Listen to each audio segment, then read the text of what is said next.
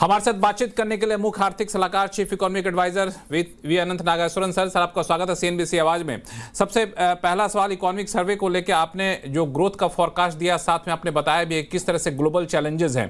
तो आपके प्रेजेंटेशन में, प्रेस कॉन्फ्रेंस में मैंने देखा कि आपने ग्लोबल चैलेंजेस के बारे में कहा कि पहले इसकी शुरुआत हो गई थी, वो ट्रेंड निकल चुकी थी, जो अभी आप देख रहे हैं पहले से इसके लिए एक बैकग्राउंड बन गया था। तो ये चैलेंजेस का एक्सट्रीम आप क्या देख रहे हैं, या इसका डेस्टिनेशन क्या है, या फिर दूसरे वर्ड में पूछूं, ये कब तक ये चैलेंजेस बरकरार रहेंगे ग्लोबल फ्रंट पे?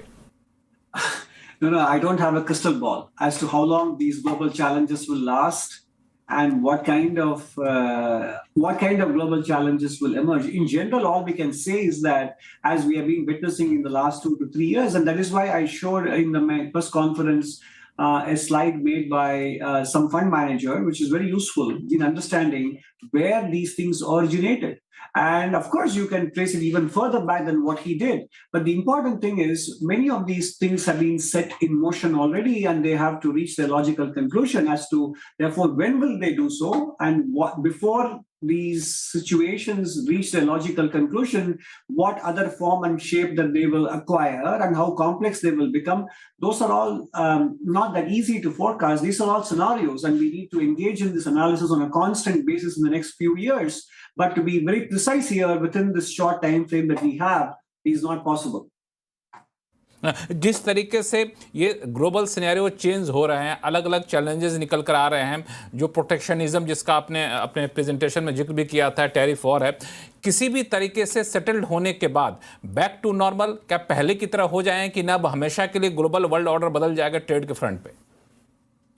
Look, again, I think back to normal or global world order, we probably shouldn't be, waiting for such ideal conditions to resume, because the world goes through these kinds of cycles. I mean, if you look at globalization, we had one instance of globalization even before the First World War. And then we had a long period of disruption, and then followed by some stability post-World War II. Even then, growth was very much driven by the governments. And then came 1980s when it went towards globalization, financial liberalization, etc. So these things come and go in cycles. So we can't wait for a return to familiar conditions that we have been used to in the last 30, 40 years. They're probably behind us, which is what we heard even from many national leaders in the latest World Economic Forum as well. We have to therefore learn to innovate and manage our priorities in the global context that prevails, not in the global context that we would prefer. इसमें हम लोग जो आपने steps बताए भी थे, recommendation भी दिए हैं अपने इकोनॉमिक सर्वे में, वह स्वदेशी को लेकर के काफ़ी स्टेप वाइज हमें बढ़ना होगा, और काफ़ी बैलेंस्ड आपने अप्रोच यहाँ पे बताया था। स्वदेशी को लेकर पहले से कई सालों से हम लोग गवर्नमेंट फोकस यहाँ पे कर रही है। जो करंट सिनेरियो है उसके हिसाब से जो एग्जिस्टिंग स्वदेशी के जो तौर तरीके हैं, गवर्नमेंट पॉलिसीज़ हैं, वो इनफ है या फिर हमें कुछ और नया करने की ज़रूरत है? No, we are looking at the concept of Swadeshi as a philosophy, and we think it's important. Now, whether we are doing enough on Swadeshi policies or do we have to do more, that is the kind of detail which is not that easy to spell out at this point.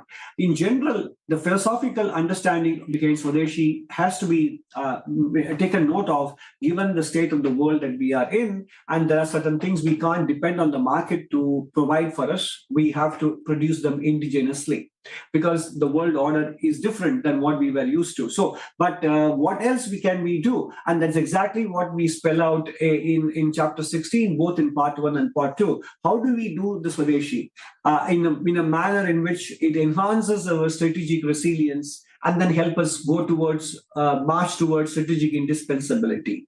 That is what we are spelling out.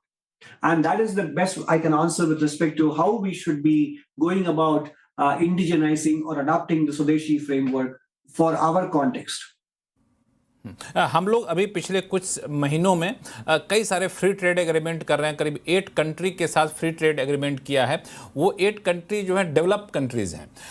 जाहिर तौर पे हमारे एक बड़ा market वहाँ पे मिल रहा होगा, लेकिन वो मार्केट के कंज्यूमर हाई प्राइस देने को तैयार होते हैं, लेकिन बड़ा ही क्वालिटी कॉन्शियस होते हैं। ऐसे में इंडियन मैन्युफैक्चरर, इंडियन एक्सपोर्टर वहाँ के मार्केट को कैप्चर कर पाएंगे, वो कितना ईजी आपको दिख रहा है?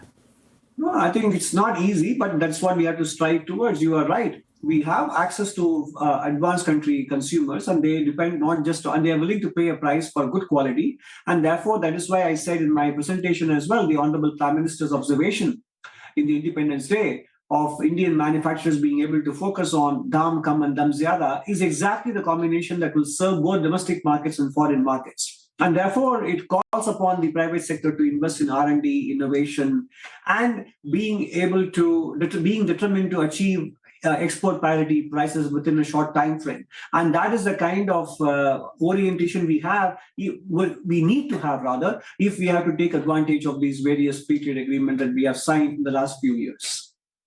चूंकि मुझे पता है आपको बैक टू बैक कई सारे इंटरव्यूज के लिए जाना है, टाइम आपके पास कम है। सेकंड लास्ट क्वेश्चन, अभी सबसे टॉक ऑफ द आवर जो है वो चल रहा है गोल्ड एंड सिल्वर के प्राइसेस। अचानक से बहुत सडन राइज देखने को मिल रहा है गोल्ड एंड प्राइसेस में, सिल्वर के प्राइसेस में। इसको आप लोग कैसे रीड कर रहे हैं इस चीज को, सिनेरियो को?